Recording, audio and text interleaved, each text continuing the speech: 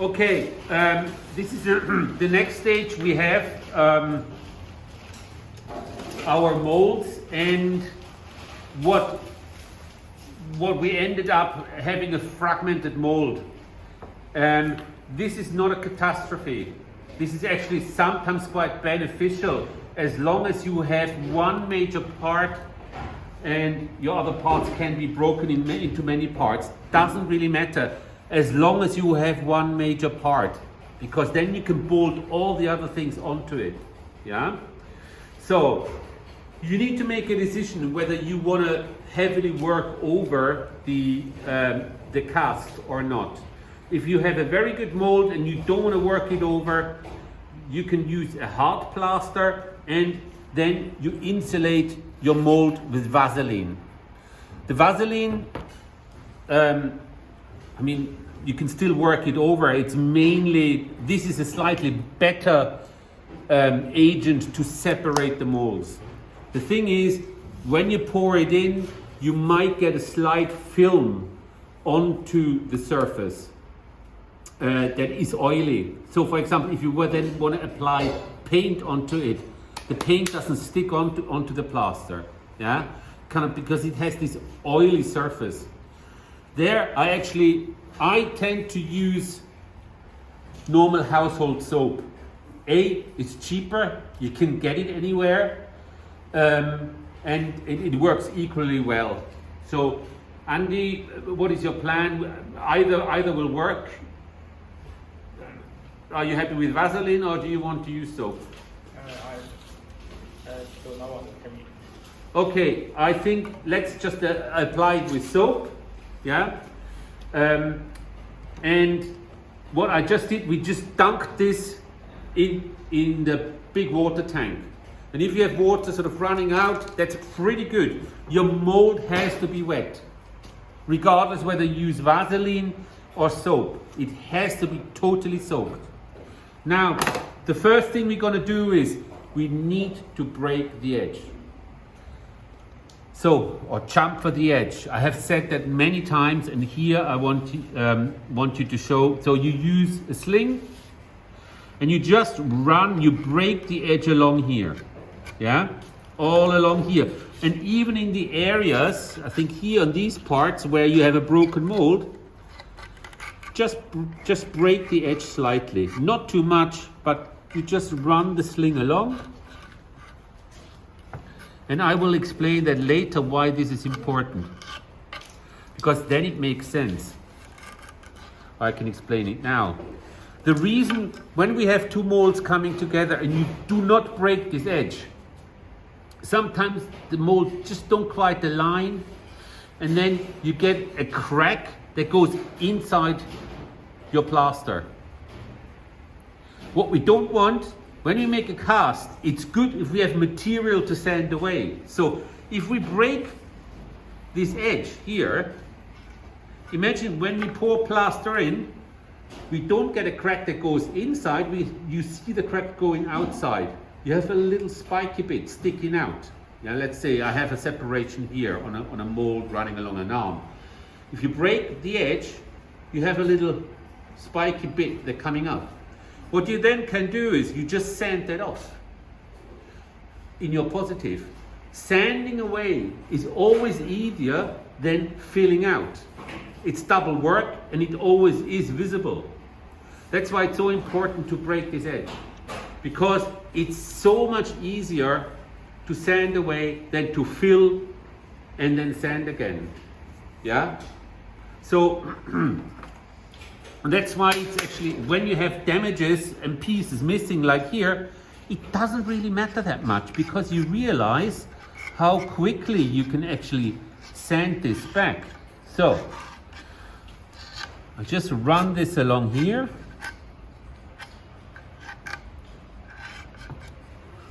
And it looks good.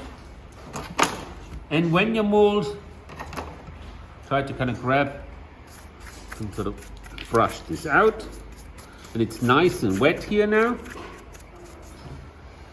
And then what I would do if I use soap, I use a healthy dose. And if you have bits like this, throw them out. And what I kind of create is almost like a foam. And then you really need to brush it into the corner. So don't go, I have seen students doing it like this. No, you really rub it in. And if it kind of creates a foam here, and you think, oh dear. But you'll soon see, and here in this mold, it's really important that you push this in.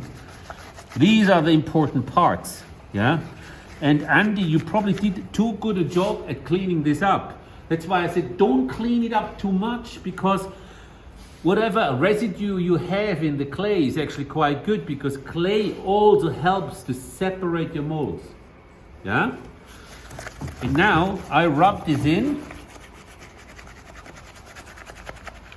And on a day like this, you know, I was a student in Central Europe. What I always had, I had a little old hair dryer. And I always used the hair dryer to dry this up. Which is probably takes a little bit longer, but if we come back in 5 minutes, that foam will have disappeared and have absorbed into the outer layer of your plaster mold, and then you have your insulation. Yeah, and you can also go over here your joints, because here you've got some damages. You want to insulate them as well. And you can already see this sort of drying up. Yeah, make sure you have it in the edge. What you can also do is just kind of move this away and move on to the next one.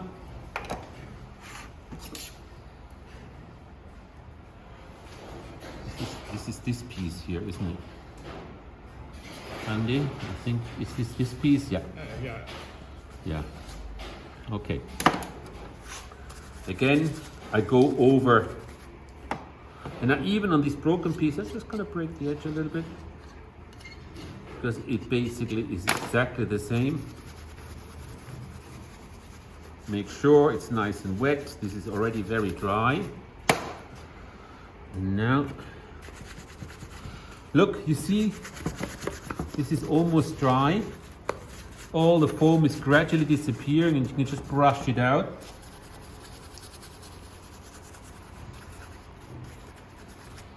And when you actually have to piece the mold together, a bit of a soap sometimes helps. Okay. And again, so Andy, I leave this to you, but I just want to show you you need to kind of remove all these foam bits here, yeah? By just kind of continue to brush, but this will be done within the next few minutes. Yeah? Now, when you have insulated, you chamfered your edge, you insulated this, you can start piece molding your mold together. And now you see, these locks come in handy, yeah? Good job that we have them. Here, this is, I think, this piece. Again, this needs mold, and then this makes it really quite easy. Once you have insulated them, insulate the crack as well, chamfer the crack, and just gently, don't force it too much.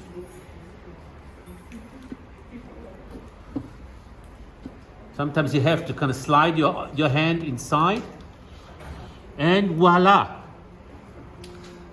Yeah, and what I would do here, sometimes you go in with your hand and just kind of push it together. Okay, this is not bad at all. That's because the rest, hold on, here, this doesn't quite fit. Yeah, this is better. You have to help it from inside. I think this needs a little bit of a support here, that this can sort of freely swing. And then look, and your joint here is pretty good already. Which sort of looked initially like a total catastrophe is totally fine. Yeah? As long as you keep the molds, you don't add anything to the molds, you know, just follow exactly here. And now what I show in the next clip then, and I will film that, is the next clip will show you how then to stabilize it and make it ready for the casting, because then we just use a few strips of Hessian, dink them in plaster and just run it all along the cracks that will hold the mold and make the mold ready for casting. And then we cast. Okay, can you stop? Okay, this is the mold which we piecemealed together, the 6-7 pieces. There's a hole here. We're just gonna cover, you could cover this with anything like plastic or so. We have a mix, make a nice strong mix, and use strips of Hessian. Oh, this is really already very late here. Just cover this, and yeah, I might need some more strips here. Make it a little bit thinner. So just cover your strips first, and then run your strips along your crack, along the joint of the two molds, yeah? Wow, this is a really thick mix, which is perhaps quite good actually. And just push it in. You want to have nice layers of plaster on your strip. This is the joint here.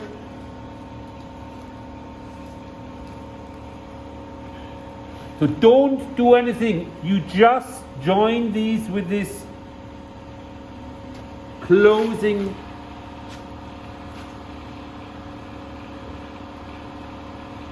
your two, perhaps, and then at the end you can run this along.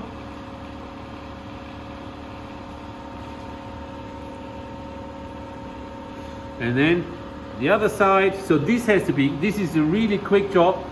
Ray, you can start, get in position. I'm going to give you the rest of the clay, of the, where's the joint here?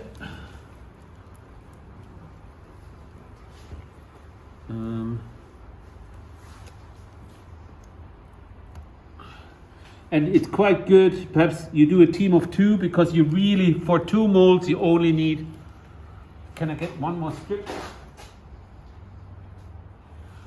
You only need 1 bucket for 2 molds, really. Yeah? Very nice. So this should be enough to join the 2 molds together. You do not want to build up too much, but you also want to close all gaps, because the next mix will be, this will be too thick for the next mix. You want to, so you just start here, just continue as I said. Yeah. Make sure, sometimes it's quite good to look inside. Oh, look here, we have a bit of a, there's a tiny little hole. Just gonna cover it, don't push it in. Look inside your mold. And if you have any light coming through, just make sure, yeah, look, here's another one. It's literally all you need to do is cover the hole. Here. Bang. Okay. And that job is done. This should be strong enough now, because your strips are really quite powerful. Press it nicely onto the mold, we let this dry, and then we can cast. Yeah? Again, look inside, this is looking good. If you have holes, cover them. And then just cover them with a strip of Hessian and plaster. And this is ready for the final stage before chipping it out. So this is where it gets interesting. Huh? You feel me? Yes. Okay, I made a really nice mix, nice solid mix. Get the bubbles out. Put your mold upside down. It's all insulated, joined together, and then in.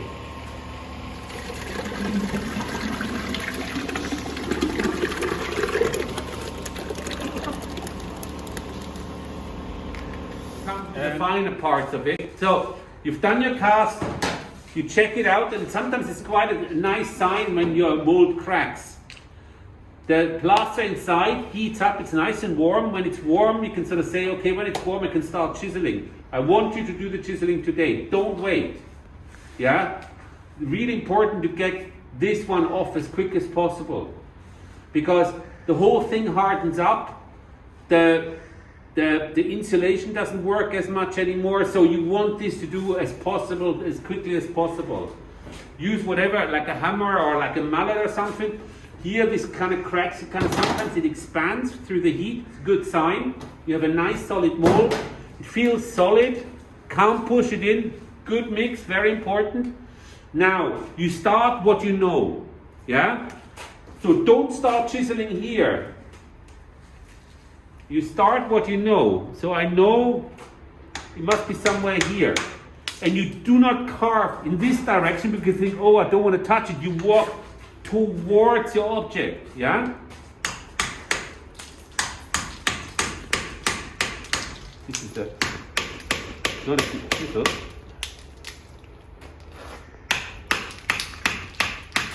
And what you want is you chisel and at some point you break it off.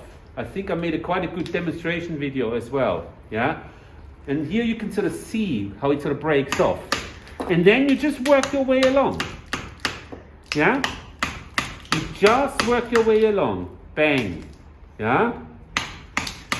And for those who have not worked well when they did their installation, this is where it comes to haunt you. Try not to hit too hard. And this is something you know, be very careful. What you don't want is too many kinks into your mold. Yeah? But when you wash this is now really, you can chisel this out in 20 minutes. Yeah, careful. And don't carve along. So you just go along where you know it. Yeah? Not so sure about this chisel, it's a bit swingy. Get a nice flat, not a small chisel because you drill holes in it. You use a wide blade. Yeah? So even a little bit of a bigger one than this.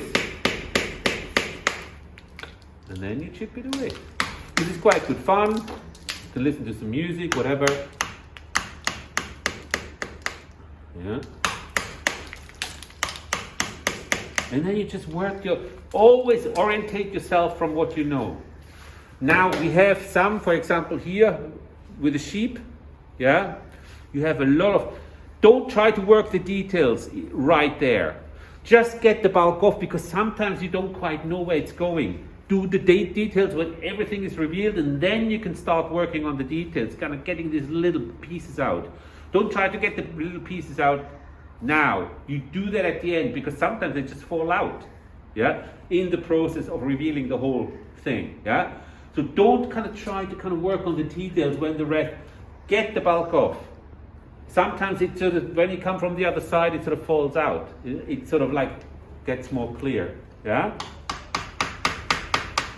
So whenever you're not quite sure, be careful, yeah, and go 90 degrees to your object surface. Really important, yeah? Okay, this is pretty straightforward, yeah? Never carve along, always 90 degrees, big chisel, yeah? Carve, stop, pinch, yeah? Okay? Okay.